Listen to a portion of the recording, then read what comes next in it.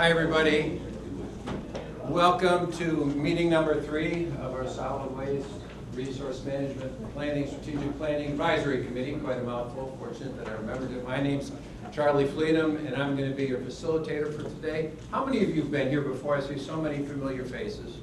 That's good. So hopefully we can speed with good progress into the meat of the meeting, which is a review of the options that have been furnished to you prior to today. So I'm just going to review the agenda. We have Preston who's going to come and give us a little update on activities since our last meeting. And then I'm going to review the summary from January 15th.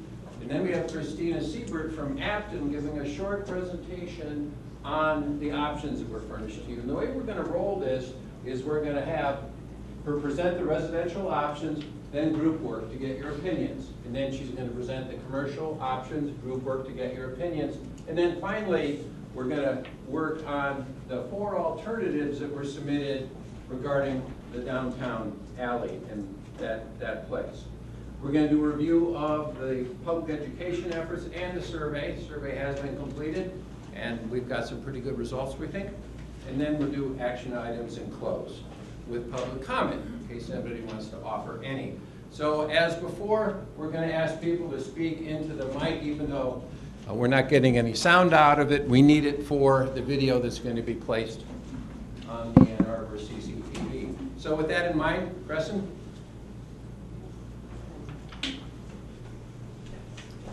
Thank you, Charlie. And again, thank you everybody for taking the time out to help us and participate on our committee here on this real important project for the city as an organization, for our community, and for our solid waste programs going forward over the next several years. As Charlie said, just going to touch on a couple of things occurred since our last meeting, mid-January. One that's related to our effort here, though separate. I've been keeping you folks updated, so I just want to provide an update on the regional authority, the regional approach around recycling solid waste that's been underway. So to just hit on where that's at, in case you weren't aware. A document called Articles of Incorporation, which is needed to form an authority, have been drafted by a group of 8 representatives from various communities, mostly on the eastern side of Washtenaw County. Been working through a facilitated process led by the county. And so those articles really lay out what this authority would be. And city staff, administration have been and are still supportive of the city participating in that regional approach. And in fact, shortly after our last meeting on January 24th, there was a presentation to the city's environmental commission, and the commission actually took an action and approved a resolution stating that they were supportive of the city participating in regional approaches to our materials management, and also recommending to City Council that the city become a member of the authority, which skipped over is being called the Washtenaw Regional Resource Management Authority, WRRMA. So being us government folks always have to have good acronyms, so WRMA is what it's being called.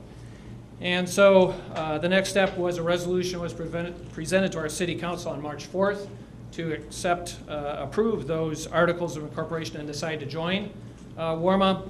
Council discussed that with this effort going on, should they act on it or should they wait until this is completed? And the action that council took was to table that resolution, which means they postponed it but not to a date certain. So they didn't say no, but they didn't say yes.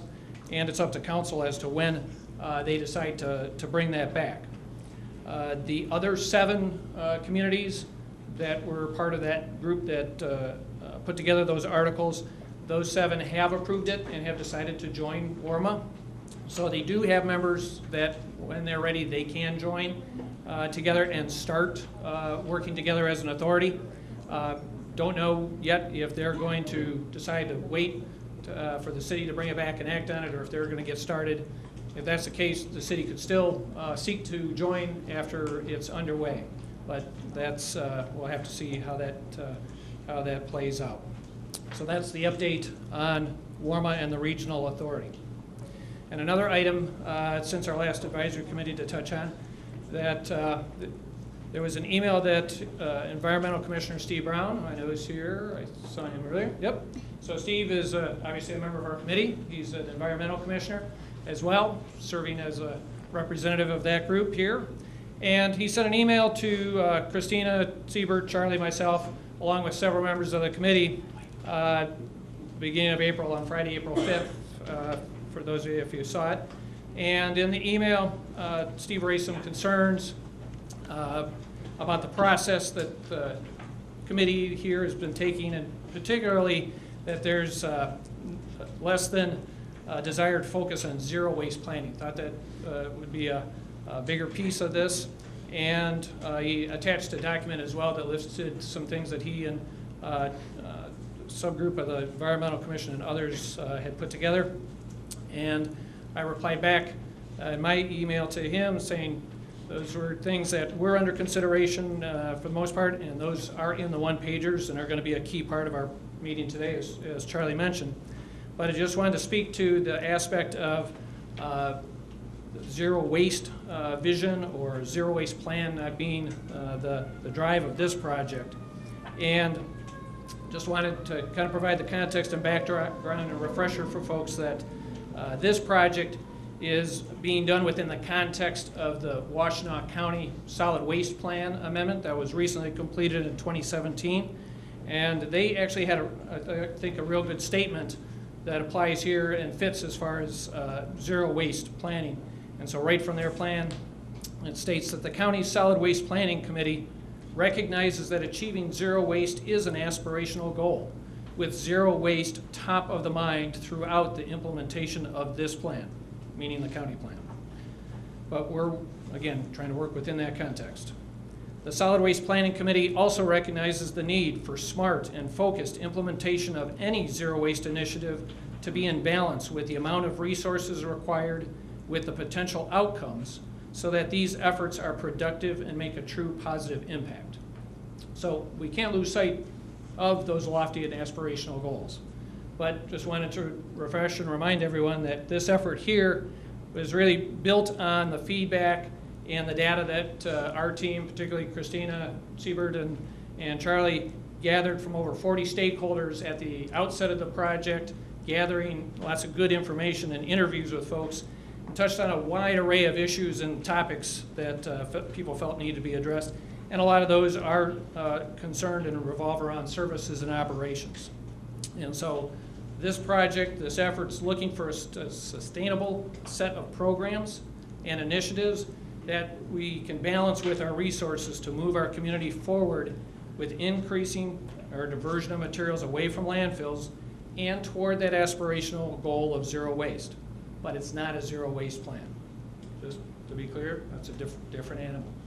And so the development of an actual true zero waste plan, that's something that could very well be undertaken by the city, and there may even be folks thinking of that, particularly the city's Environmental Commission, which again Steve's a part of, and that's part of a big part of their role and goal is to look at those things. And so I would ask and suggest that if you have comments or thoughts regarding that aspect and that broader zero waste vision, that I've kind of put Steve on the spot, but I guide you to Steve as commissioner in that role, or another member of our team who unfortunately couldn't be here today, Missy Stoltz, who is a staff member for the city. She is the city's Sustainability and Innovations Manager, and so her group is the one that works directly in the liaisons with the Environmental Commission. So if that's of interest to anyone, I would ask you to just make that contact through Steve or Missy outside of the meeting, but we're here to focus on the task that we have at hand. And with that, I'll turn it back over to Charlie for that. Thank you. First, I want to thank Susan and the DDA team for hosting us. They've been very kind. I also want to thank DDA, because when I pulled into the garage at 4th and Washington, there were only 5 spots. And somebody from floor 1A backed out just as I was driving up, which means, I'm glad you set it up, means I had enough time to go to Starbucks and get some lunch. So we handed you quite a packet today. First we have the agenda, then the second piece is the summary from the last meeting. Then we have the options. We're going to spend most of our time today going through the options. And then LRP, those are the folks that did the survey. Okay, so we have what do you call it, top line results? We have, yeah, there's a draft report there, that's the one that has some pretty graphs and charts in it, and then there's the numerical data responses that are the raw survey responses. And then we have the documentation regarding Mr. Brown's email to the team. That's in here as well for your information. So I wanted to review the January 15th meeting. Yes, Tom? Do we have an option to talk about this today's agenda? Sure. I was hoping to get just a brief update. I'm aware that Recycle Ann Arbor is having discussions with the city about resurrecting the MRF for better, lack of a better term. And so I was hoping to get a quick update on that. Quick update on Recycle Ann Arbor. And the MRF. And the MRF, okay. We should be able to get to that.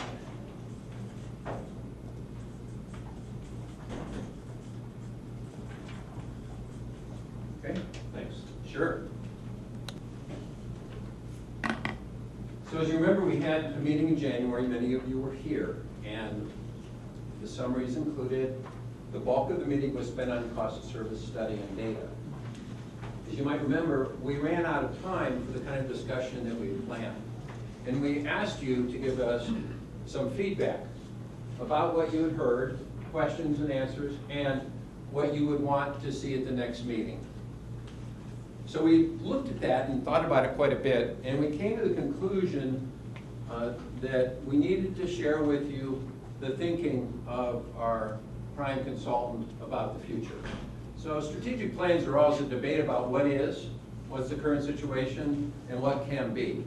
We have only 4 meetings, and so we wanted to spend the final 2 meetings on what can be. Of course, there'll be a lot of reflection back on what is, but we thought we were responding to your request to hear what Aptum thinks could be done in the future to help Ann Arbor and to improve Ann Arbor's solid waste situation. So that is what we took out of the January 15th summary.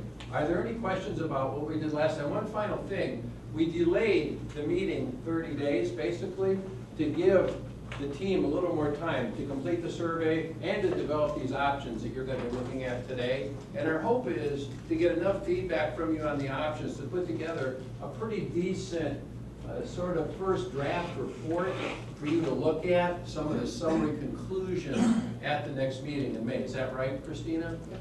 So that's the goal today, really to set up for a good close, a good finish sometime. Is that May 23rd our next meeting? 21st. May 21st is our next meeting. Okay, so are there any questions?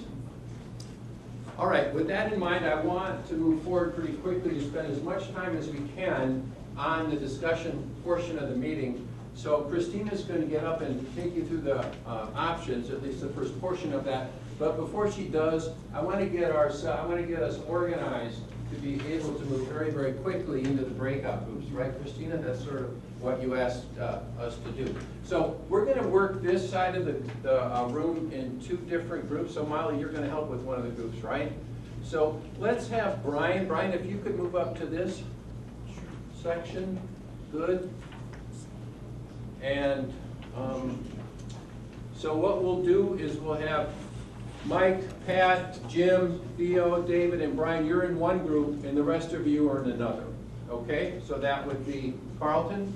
Yeah, you'll join the back row in a group. Okay? So after she's through with the presentation, we're going to go through the assignment that I sent out in the email about the options that really excite you and the ones that don't excite you as much. All right? So as far as this side of the room, I think we can pretty much organize by rows. So we have 4 people in this row, 5, 5, 5, and then let's take the back row and the people against the wall as a separate group, okay? We'll try to assign and have as many Ann Arbor and project folks on these groups as possible. If we don't, then we ask one of the kind individuals in the group to take notes and be able to furnish them to us. Christina? Thank you, Charlie. I wanted to take just a real quick minute. We've done this at the past meeting to just give you an update on what we've done since the last meeting. Charlie's covered a portion of that. We did do the resident survey at the end of March. We also,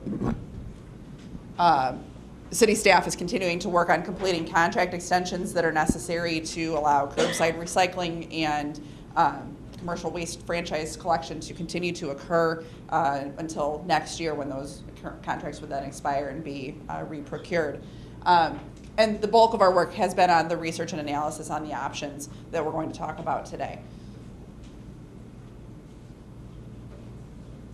So a couple of things first, before we get into the residential options.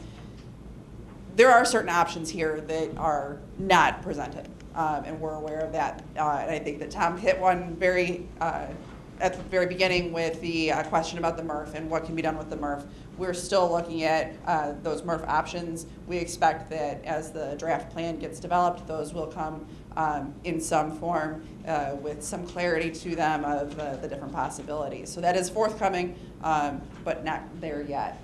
Outreach and education as well, in terms of a robust citywide program that hits on all of the city services.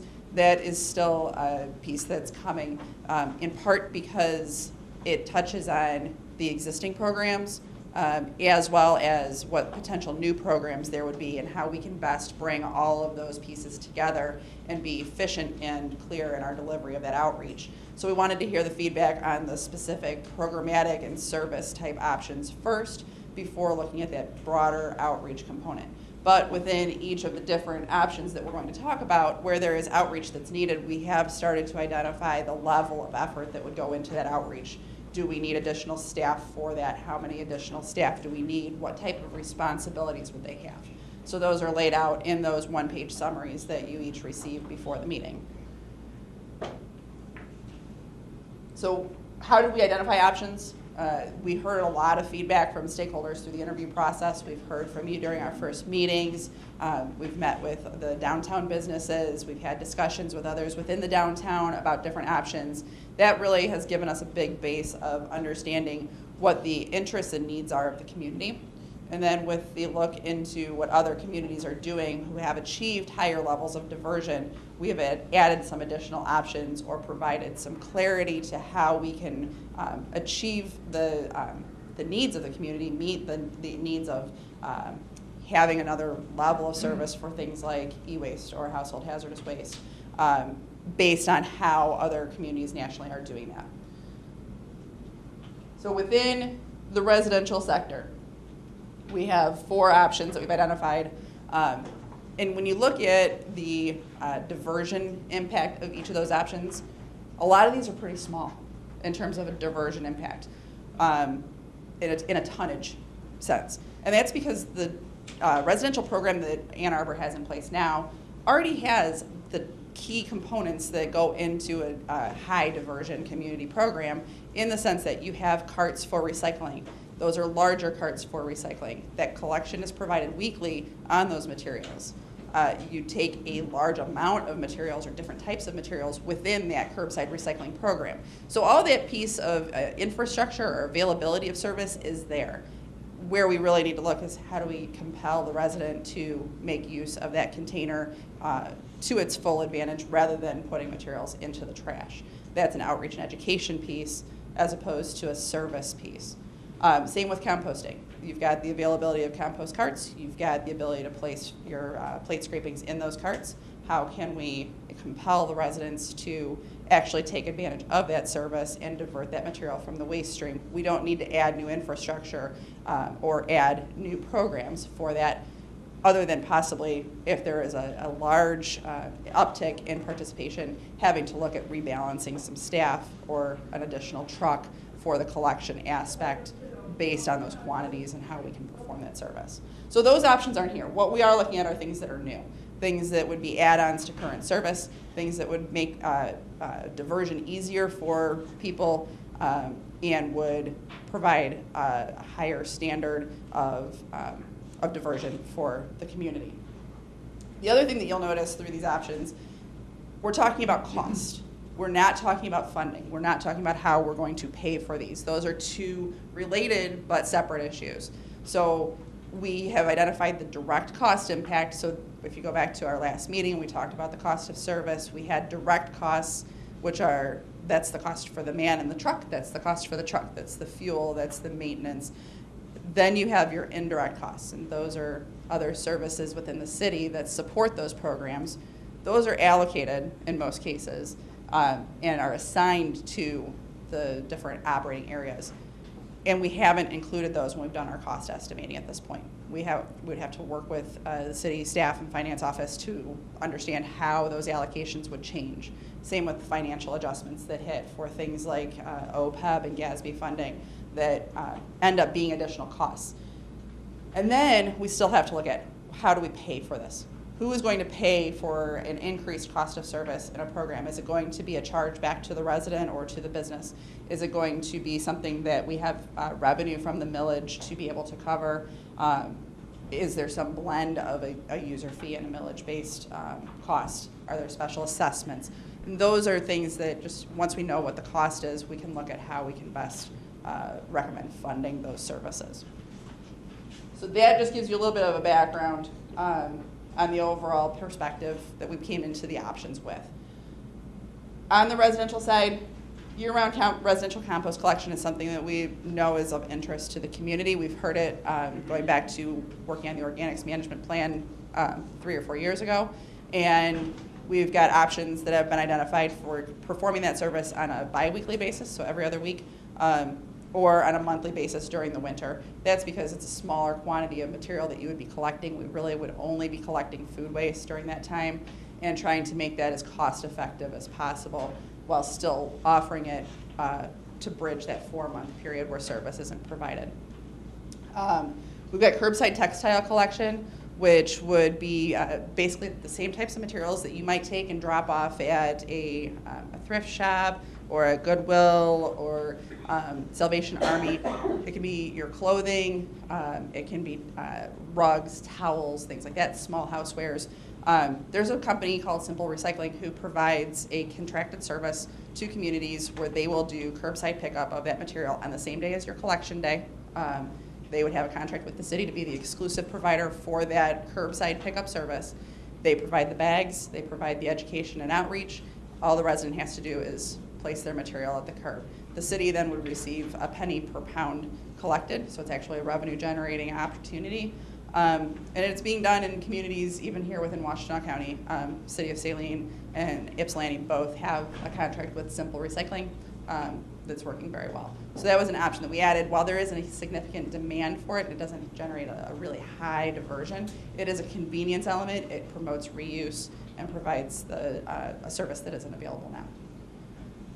Bulky waste collection, we've heard, is a need, both within the residential and the commercial sector. We focused here to the residential side. When we get to the commercial options, we will talk about student move-in and move-out support that ties to that bulky type of collection. But this is focused to the residential pickup, and we're envisioning that being a scheduled service, but you would have either the city could just have a phone-in line and you can schedule it, and it's a wide open schedule based on demand. More likely that would be preferred to be matched up to your collection day. So if you have a Monday collection day, you would have bulky pickup on Monday, but it would only be maybe once per month. So each Monday zone would be divided into quadrants. First week of the month, the zone 1 of Monday pickup gets picked up, and you go through the zones through the month. That allows the city to balance staff better. And then we've got e-waste and household hazardous waste collection, which is a service that the county currently provides. There are drop-off opportunities for the toxics. It's also available at the drop-off station for certain materials. But again, those are options where you have to go to a facility. You have to have the means to access the facility, whether you have a car or if it's, do you want to take the material on public transit? Probably not. So this would provide, we're looking at an option to provide a curbside collection element to that. With each of these options, we did go through and identify the benefits. These were straight from the packet that you have. Those are just high-level benefits to kind of think about what pocket we're fitting into, whether it's increasing diversion or if it's an improvement of service or if it reduces toxics. And then we've got our ratings that we had on each of the summary pages to show whether it's a high, medium, or low level of impact for the level of effort for implementation, for example, the cost, the alignment with a zero waste vision. So here, a lot of times we think red, bad. Not necessarily in this case. We use the red up arrow just as a visual of that means high.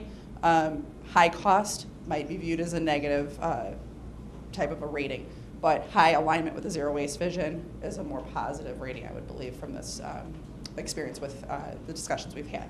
So using that information, we want you to be able to kind of digest and compare these different options. And then we also looked at cost impacts. So we'll provide you a handout that has both of these charts for your discussions. Just real quick to explain how this works. We looked at our direct costs, and we've got, for several of these, we have both a low and a high estimate. So these would be annual direct costs in low and high estimates. And then we also have the cost per ton at a high and a low bracketing level, so that you can see in the cost per ton is on your secondary axis. In a relative sense, how much effort or how much money are we expending in order to divert one additional ton through these programs. And for a couple of these, the curbside textiles, for example, it's a zero cost with very modest staff involvement required. So virtually everything stays at zero. On bulky, we do only have one cost per ton, because when we scaled the two different options for that program to kind of bracket what the size of the program would be, it worked out that the cost per ton didn't deviate. So we only see the one bar here. So just for your explanation on that. With that, I think we're ready to split into our groups.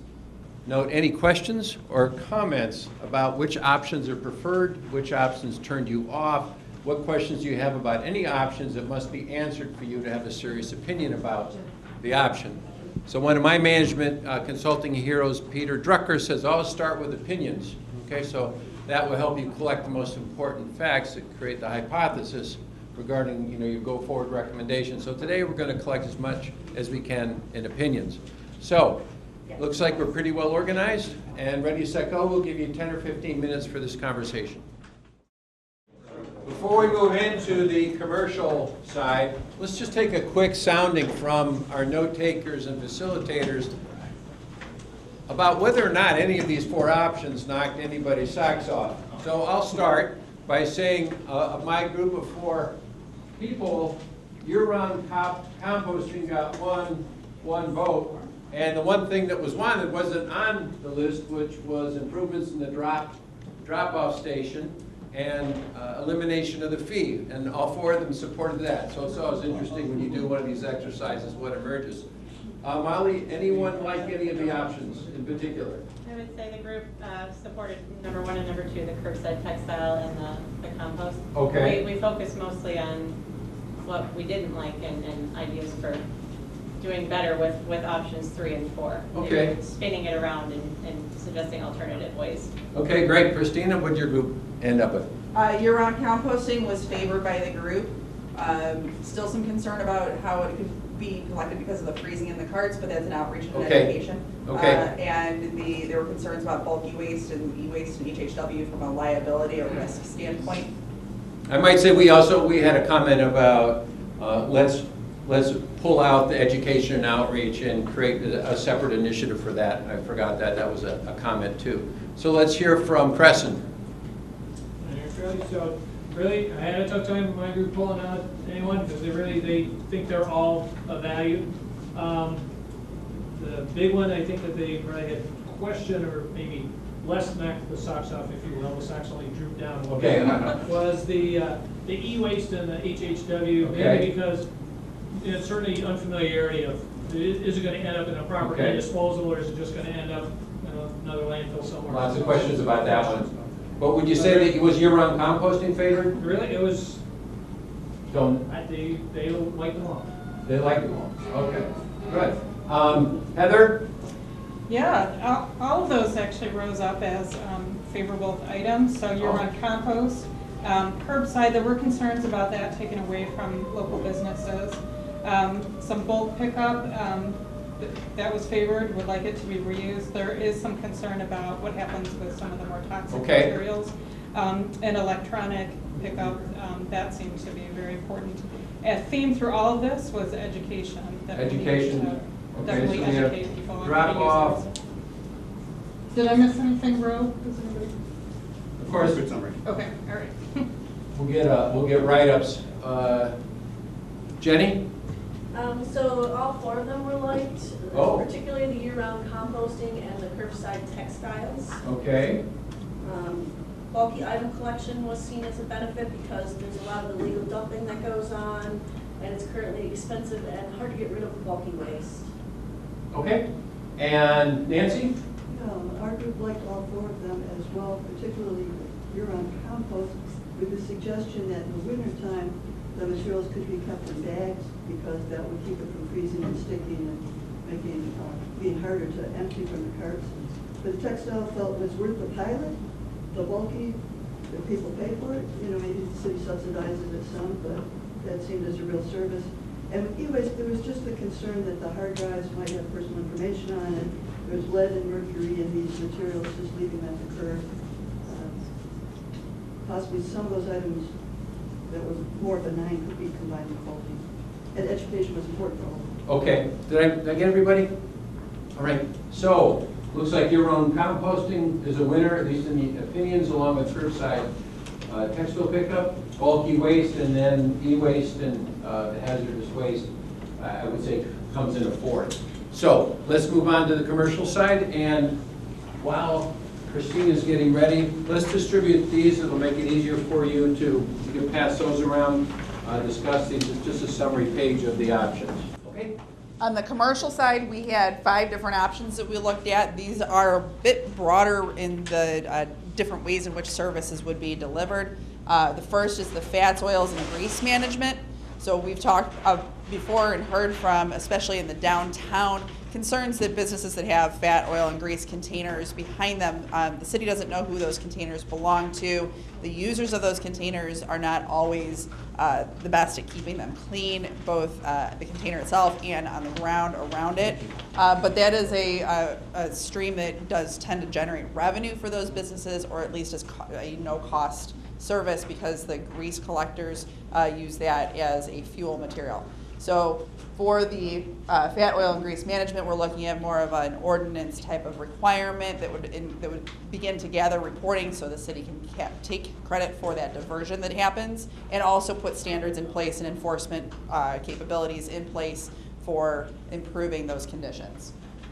Commercial organics collection builds off of an idea that we developed for the organics management plan, where we looked at 2 different groups being given access to commercial organics pickup, one being food-oriented businesses only, or largely being directed to the food-oriented businesses, where you're going to get a larger amount of material per pickup, as opposed to having it provided to all businesses, where you have several businesses that are not going to have a high frequency of organics, and therefore the effort to pick up the tonnage that they generate is higher, the cost is higher.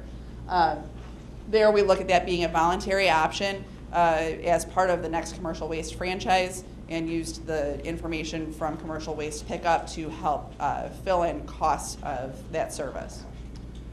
Student move-in and move-out collection. This is something that we've heard is a necessity. It's a service that is lacking from how the city currently provides collection through the more dense student apartment areas in the community. There is an existing contract for a centralized drop-off that is available during move-in, move-out periods, but students have to be able to get that material there, and they don't really bother to do that in all cases. So it piles up around the dumpsters. The properties have material that has to be gotten rid of. So how can we serve that? And we looked at this being kind of an add-on to the bulky item pickup that would be provided on the residential side, and run a full-time crew through a designated area that encompasses the majority of student apartments on a daily basis, picking up material as it gets set out over the 3-week period in the fall and 2 weeks in the spring that is most prevalent for move-in and move-out. C&D waste. Construction and demolition waste is not a stream right now that the city has any involvement in or direct control over. That's not part of the commercial franchise. There is no reporting or licensing of those haulers that provide the service. We don't know how much tonnage is out there. And we also know that there is a portion of that, a significant portion, in a lot of cases, that could be diverted. But the infrastructure isn't very well developed for that. So as a way of driving infrastructure development and having C&D processors come in and say, we'll develop a sorting facility to handle that material, we could implement a C&D ordinance that would, as part of the building permit process, require a diversion plan and a diversion threshold to be achieved to not have to pay penalty for that construction project. So that would be part of the permit process, but it would be worked in conjunction with systems planning or public works to be able to review those plans, look at the documentation, and say, yes, you've achieved your objective. In the near term, because the infrastructure isn't in place, it can at least start with a requirement to identify who their haulers are, where the material is being sent to for disposal, or what portions of it are diverted, and start ensuring that we don't have fly dumping of C&D material from subcontractors that come onto projects and maybe they're just going to throw their stuff out in the alley or wherever it ends up, and start creating an enforcement pathway there. Before you leave that, there's one bit of information that I think was lacking in the information for the reasons that you mentioned. And I looked up the US EPA site, and it says that C&D waste is double the municipal solid waste amount. So if we really want to have an impact on what's going to landfill, that is a huge thing that is just flying under the radar because it's not in anything that we track, for all the good reasons that you mentioned. And I assume that Ann Arbor is not all that different than the rest of the nation. If anything, it's a pretty vibrant community, so there probably is quite a bit of construction and demolition waste. So it seems to me that's something that at least people should have in their heads when we're talking about this. Yeah, absolutely. And just to put a little context to the numbers where you see that it's double the MSW or the trash quantity, that does include, when they put their numbers together, that includes road construction material. So that is I would say probably 90% of that stream is road construction material. It's the heavy concrete, asphalt, all of the material generated through road construction projects, which historically has never really entered the municipal waste stream because it is diverted, it's reused. But there is still the building material side of it, the demolition material side, and even just driving around town when I got here today, there's a lot of activity happening in this town, and it would be great to have the means to influence the diversion of that and at least track what's happening with it. Quick question, do we know what U of M's policy is with their construction waste right now? U of M is where they have buildings that are working for LEED certification, so that's the Leadership in Energy and Efficiency, Energy and Environmental Design. I'm trying to come up with all the right words.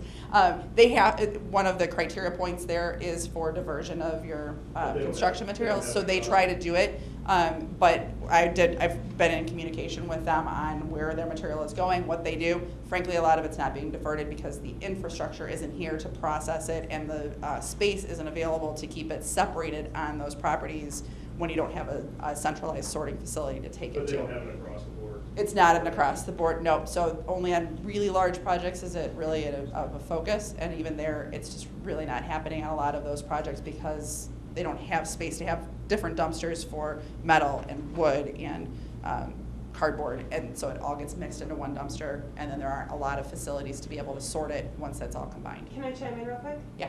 So all new major building construction, I'm Tracy with the University of Michigan, have to go for at least LEED Silver. So those new buildings, yes. It's 10 million and above. Of those things. I'm sorry? 10 or 20 million and above. Yes, thank you.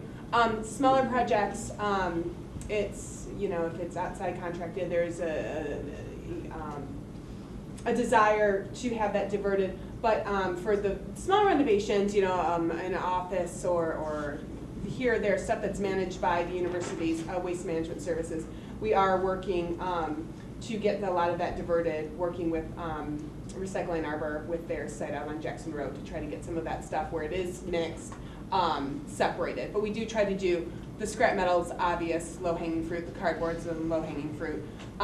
Untreated wood we tend to do okay with, but the rest of the stuff when it's mixed together is a little bit challenging. But we're working in that way. So that's we've had that conversation of, it's the chicken and the egg. So somehow we have to incentivize the investment in the infrastructure, and if there is a policy that diversion is favored or ultimately is going to be required, that will drive the development of the infrastructure on that basis. And then our last option is the commercial services participation enforcement. So that's a fancy way of saying making sure people get signed up for service because it's mandated to have recycling service and be participating in recycling in Ann Arbor if you are a business. It's also mandatory that you have a trash collection once per week, and we know that there are businesses that are not complying with those requirements. So there is a staff and enforcement need to be able to get out there and get those businesses signed up, and then that will drive increased diversion as a result of getting people to participate and have a recycle cart there. So again, we have the annual cost impacts, and you'll see, here we're talking about these are city direct costs. So when we look at things like the C&D waste, that does not include the cost impact that would go to the businesses or the contractors that are building those projects. It is more costly to process the C&D and recycle it than it is to send it to the landfill based on current rates. So there are costs that are not fully reflected here that would be increases. But I think in the interest of getting you into your groups, if you have questions, we can talk about those in those groups. Okay, time for a quick report out, and then we'll move to the last set of options.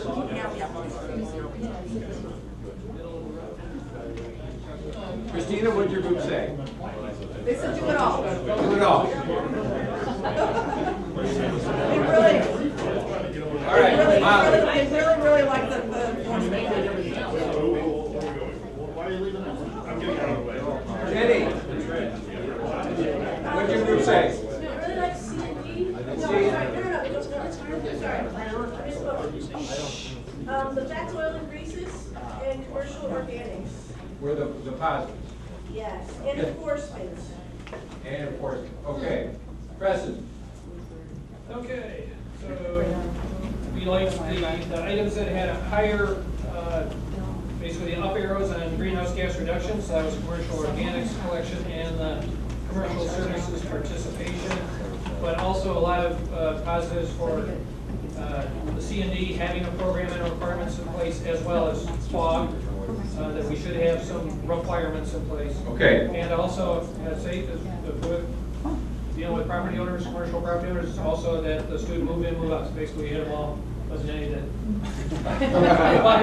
I guess the question or turn you off was, with the C&D in the downtown in particular, proved to be difficult, tight spaces, Right. multiple containers in place. Okay. Wariness perhaps on that. You'll write that up in notes for us, right? Nancy? Yeah, FOGS was a high-ranking one, and there's also lots of interesting new technologies out, including interior storage that can be pumped out, that's much Okay. cleaner. Commercial organics, restaurants, yes, a lot of places are doing it already. For the other concern was to fix the alley pickup situations first. Student move in, move out, the old program worked well, but it's outdated with the increase in the high rises in the core of the city, and so the number of dumpsters and collections are inadequate. Is that a yes for that?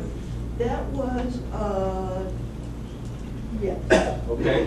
That's with a caveat. Okay. C&D Waste, there was a ton of experience with this group, and they said that requires a future plan to just address it because it's a chicken and an egg. And How about enforcement? And enforcement was, yes, enforcement, but funded appropriately. Okay. Who did I miss? Me? Yes, Heather. So all of them are favorable, but what rose to the top is enforcement, though there was a question about whether it needed to be so expensive or not, that maybe technology could be put in there to lower the cost of it. Student move in, move out seems like it would be very beneficial to the community. And then, but there was a hope that things wouldn't be taken to a landfill, that there would be recycled, reused. Okay. And then organics, great idea. People are in favor of this, but are worried about the mass in that thing. So. Okay. So in our group, FOG was a no. Commercial organics, yes. Particularly targeted towards high volume food producers. Move in, move out, no.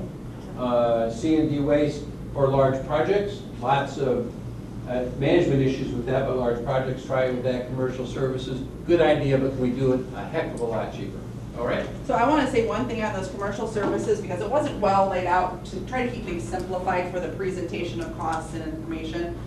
On that commercial services enforcement, there is a significant portion of the cost that comes from, sorry, make sure that the camera's in here. On the commercial enforcement, a lot of that cost comes from the fact that we envision that would increase diversion. And for every ton that we move from disposal as trash to diversion to recycling, we're going ×4 on cost because of the cost of recycling versus the cost of disposal. And that's built into those cost estimates. So we wanted to make sure that's reflected, that we're not only are we enforcing the requirements, but we're also gaining the diversion at a cost to the system.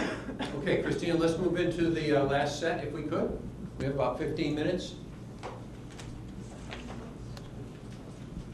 All right, so this last portion is on the downtown and alley options. I wanted to provide pictures to give you a little bit of a sense of kind of what we're talking about with each of these options, because there are some nuances or some new things that maybe we haven't seen before. So the first option was going to a mandatory weekend collection for restaurants and bars and offering a 7-day collection service.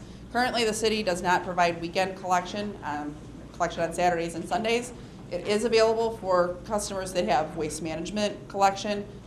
No one is using the 7th day of service because it's a very high cost in the fee schedule.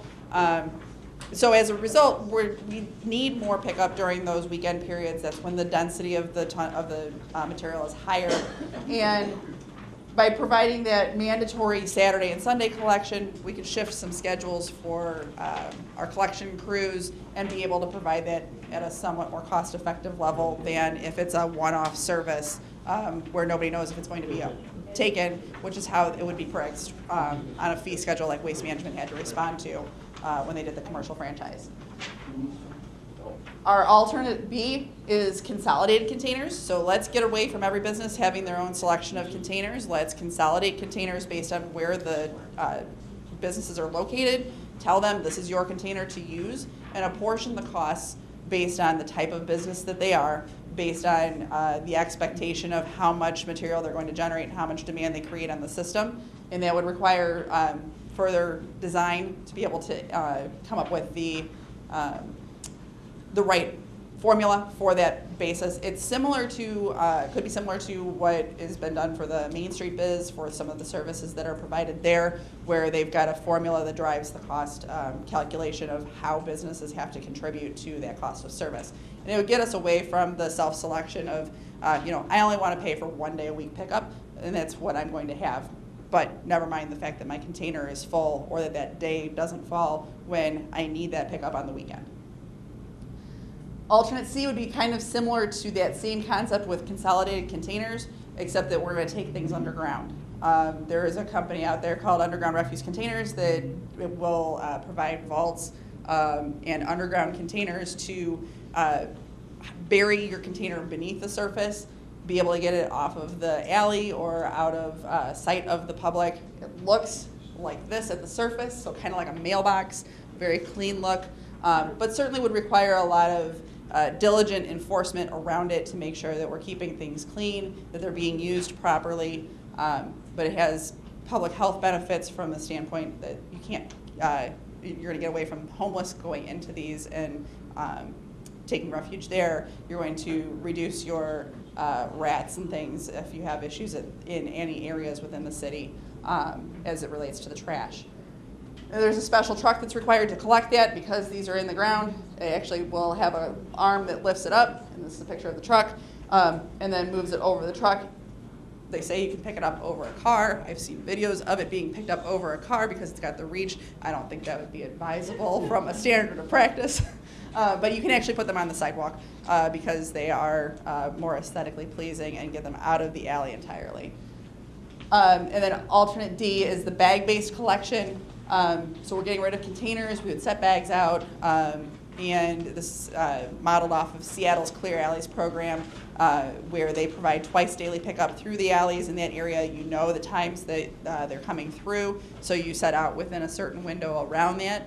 You have different bags for trash and for recycling, and you pay per bag that you purchase to make use of that service. In Seattle, they also have a base charge for each account, so you are still paying some base level of service just for them to be driving down your alley every day.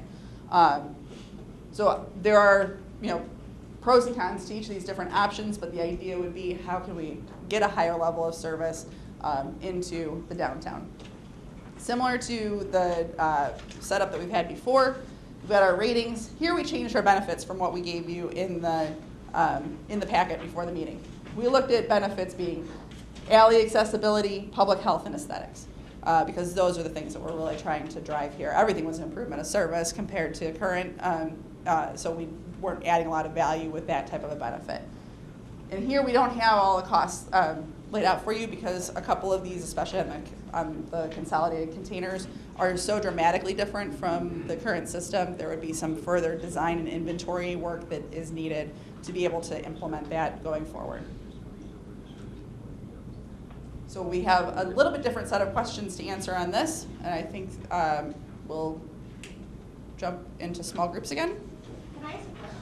Yes. Sorry. Can you describe alternative D again? Is the bag-based collection where each business has its own bag and it's charged based on that? Is that what? Yes, Okay. yes. So you would, as a business, you would have bags for trash, you would have bags for recycling, and as you fill up your bags, you would set those out in the alley for collection. And so you would have direct control as the business over what your cost is because of having lower volume or having a higher volume, diverting more so you can pay less for that recycling bag if it's priced less in order to influence your behavior. But then you're purely paying for the service that you need, and you're only having it picked up on that demand basis every day when you set it out. Okay. So what we need to move on, I'm sorry. Which two of the alternatives should be given the most consideration? If you have any strong feeling about one of the alternatives, please share. What questions do you have? These alternatives came forward because when we did our focus groups and the interviews, the alleys came up over and over and over again as something to deal with and provide some alternatives. So let's get back in our groups, collect your opinions, and then we'll move on. Thank you. Okay, we had our four. Our group said A and B all day long. Christina? A and B. Molly? A and B with maybe a little bit of D to supplement. Okay. Jenny? A and B and a little of C. A little underground work. Okay, I like that. Nancy? B only, with A saying you're just asking for a fight. Asking for fights. Okay. All right. Heather? Just coming back. So we had a pretty short conversation. People agreed that A or B were the A or best B? options, Okay. with Yeah. B Preston? being the most favored. Yep, A and B, but a strong preference for B. Okay. Yeah, I think we got everybody, right? The other thing, Charlie, just to point out, is Sure. that the group felt strongly that we should have a minimum number of service days for businesses set. So they can't say, well, we only want 2, but really they need 3. So it's determined by the type of business that you Okay. must have X number of days of service. Okay. And I quickly add that Sunday collections generally aren't needed except on game days, hash bash, and events. But in the middle of February, there's nothing happening, Okay, it's so- not, it's year-round.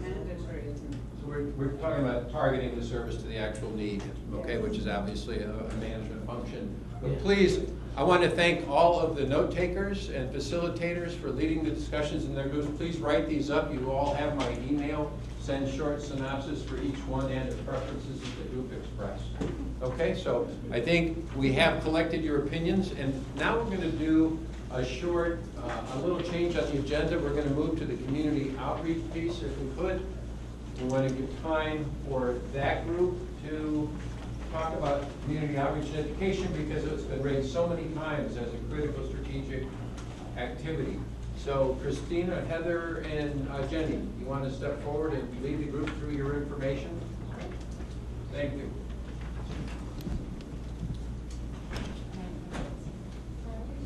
All right, well, I'll get us started, Jenny. And Thank you, Heather. yeah, Jenny's going to go in and talking about what we're doing currently. I just wanted to touch on a class that I'm teaching for community high school.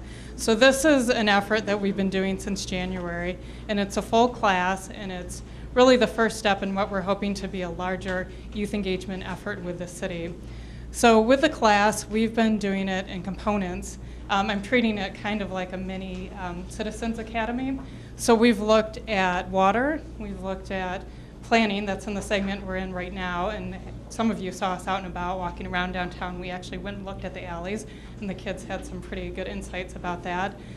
We've also looked at, we're going to be looking at leadership, and then of course we looked at solid waste. Now, solid waste is not traditionally something that captures the imagination of teenagers, but these kids took the ball and ran with it. It was actually probably the best segment so far. So what I asked them to do was to develop an outreach plan for their fellow students at community high school.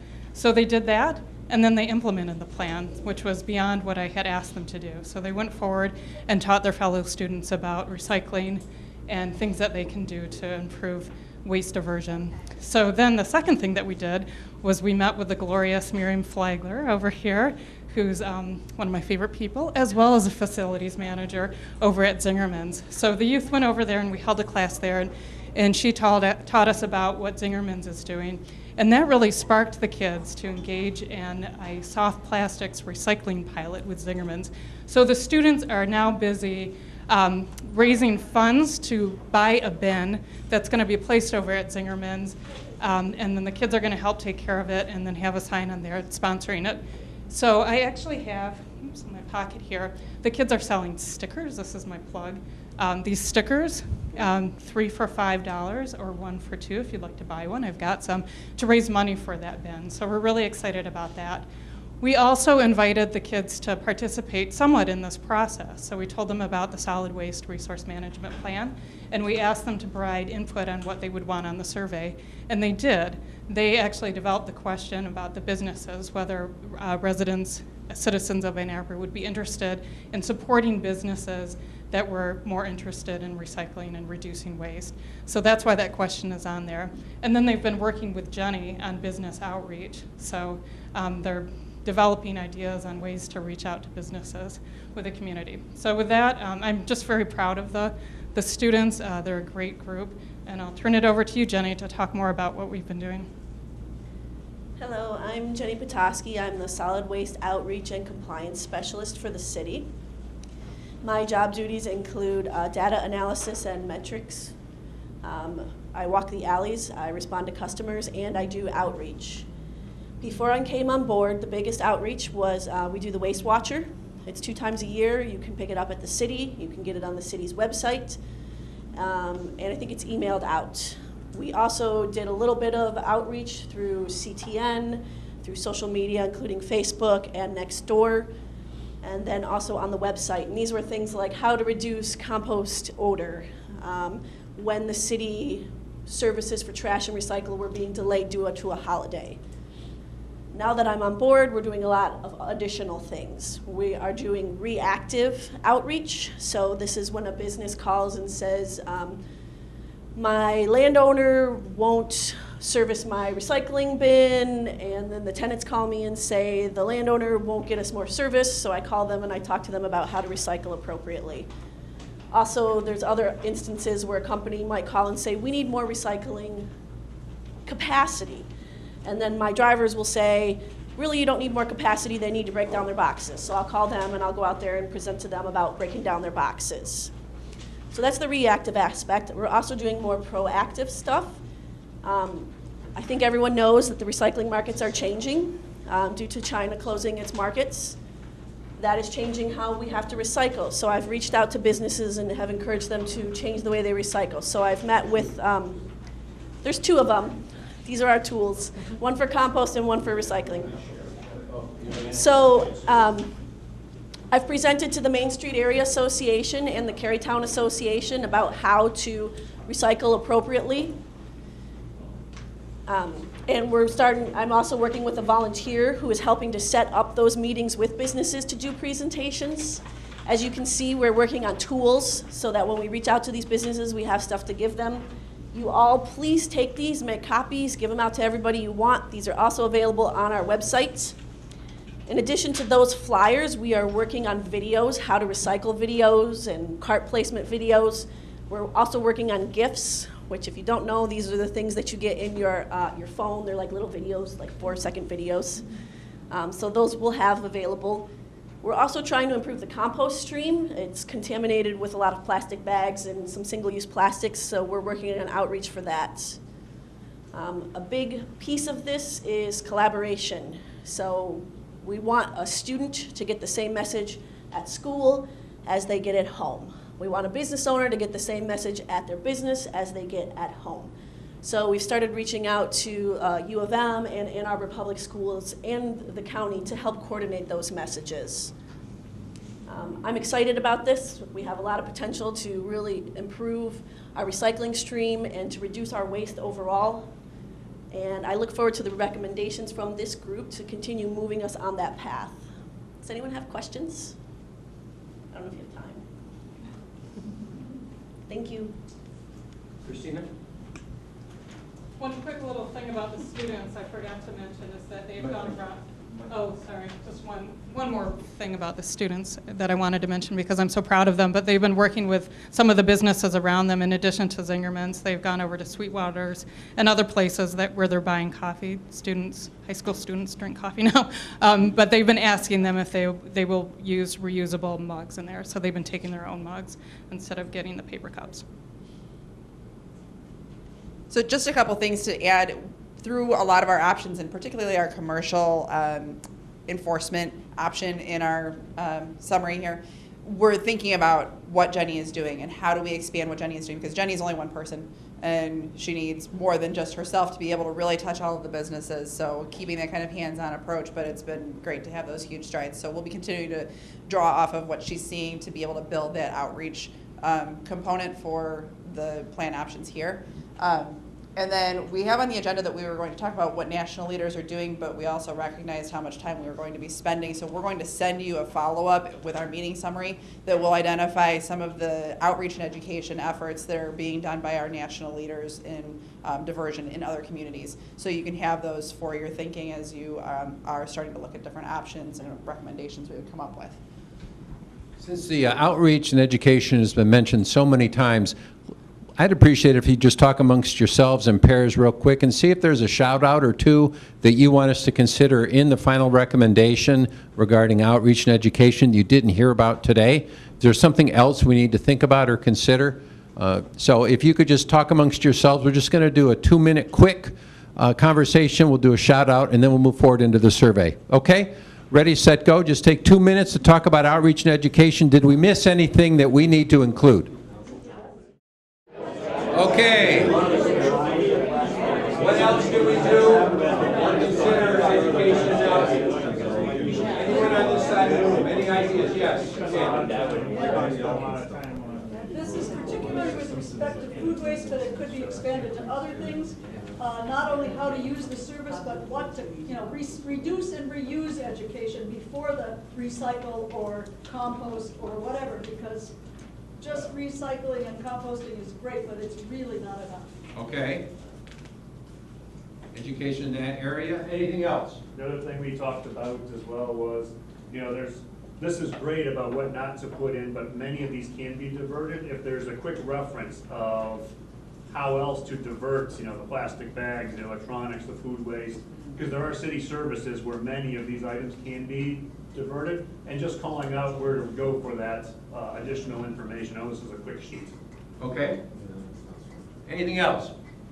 Yes. Joining the county authority will help expand outreach. Okay.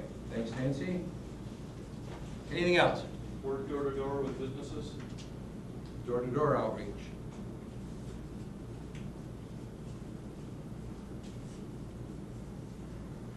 All right.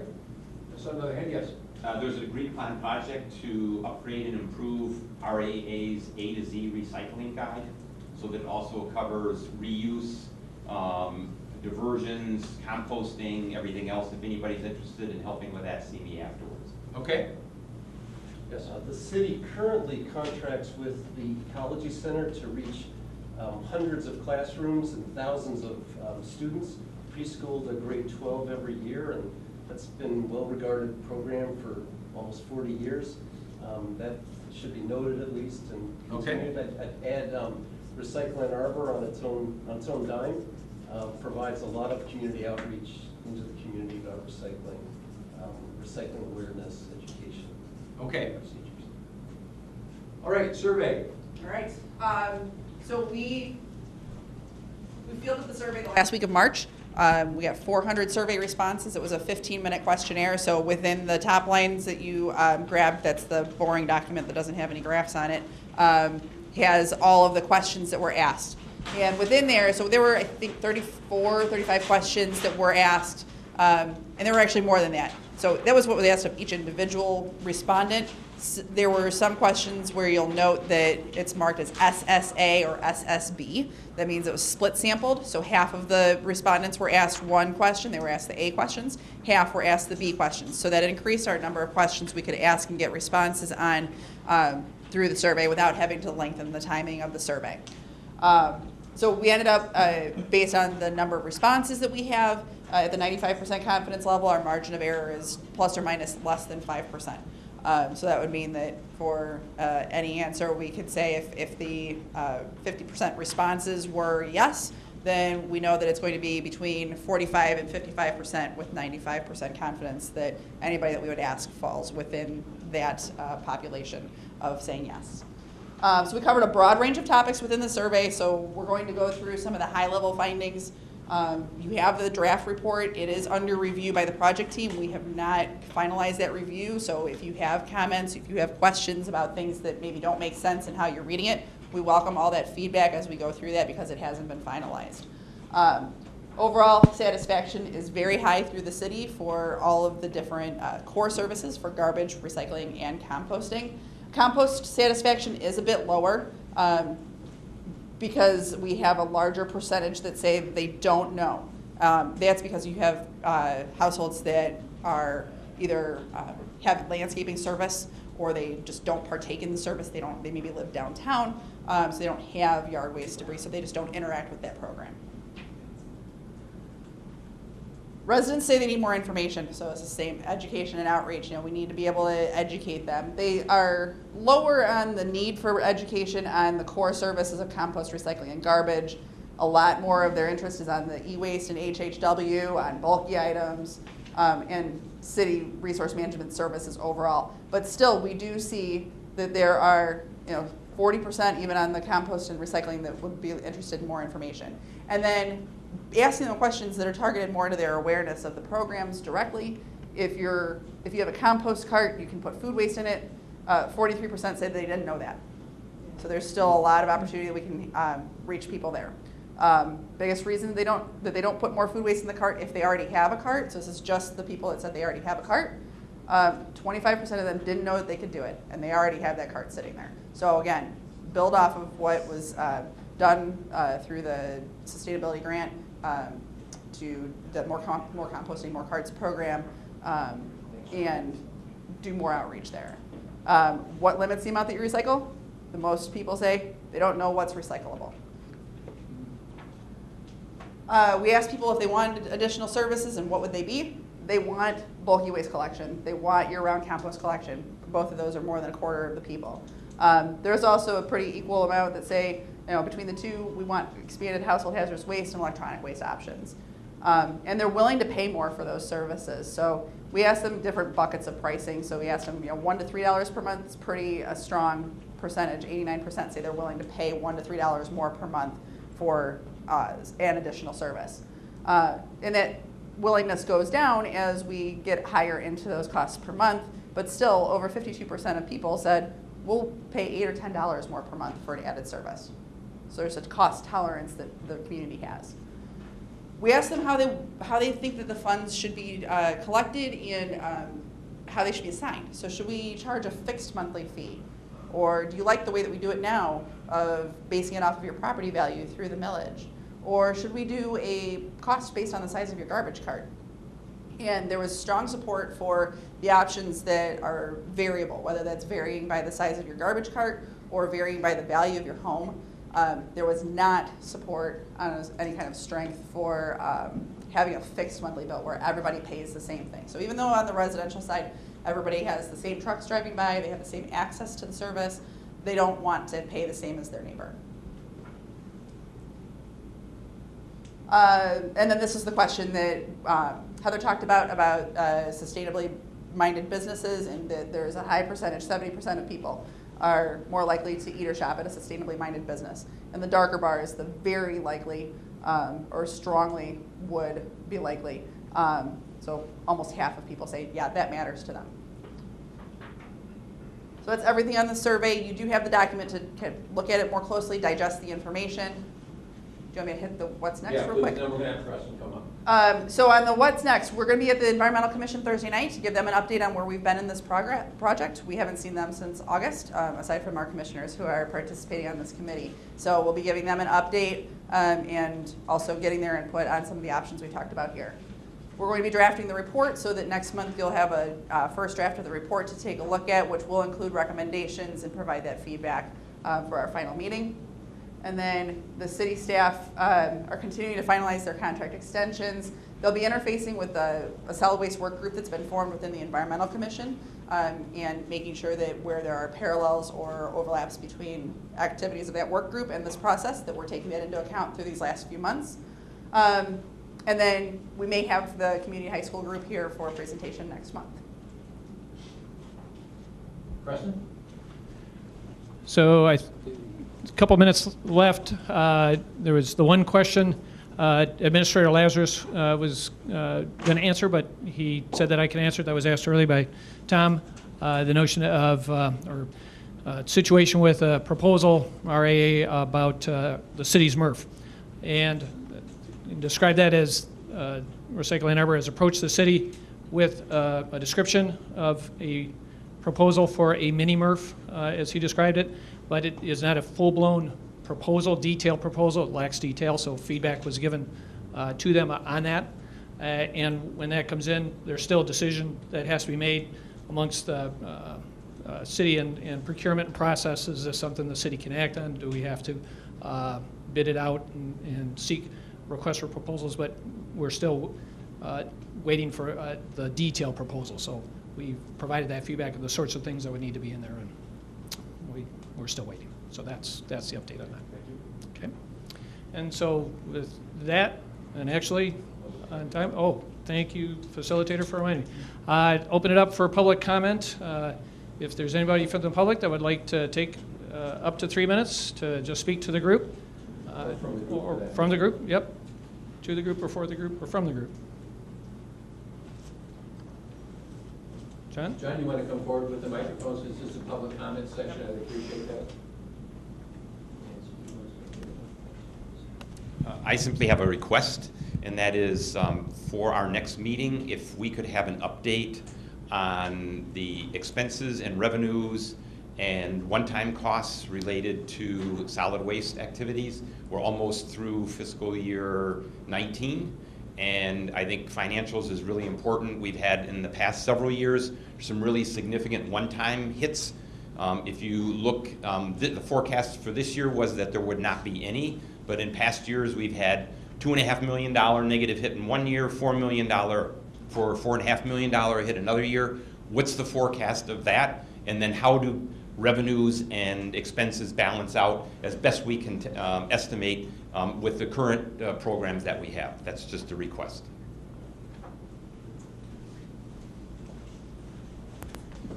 Anybody else like to make a special statement? In general, how do you feel today went? We felt, based on the feedback, there was a little bit of dissatisfaction with the last meeting. We heard we didn't have enough time for discussion. Do you feel like you had enough time for discussion today? Raise your hands if so. No one's going to raise your hand. Okay, thank you. Do you have enough time for discussion? Do you feel like you were heard? Yes. Okay, great. Thank you very much. May 21st, correct? 21st. Same channel. All right, 1 o'clock here. It'll be our final meeting. We'll get the material to you about a week before, right, Christina? That's our goal? Yes. Okay. Thank you very much.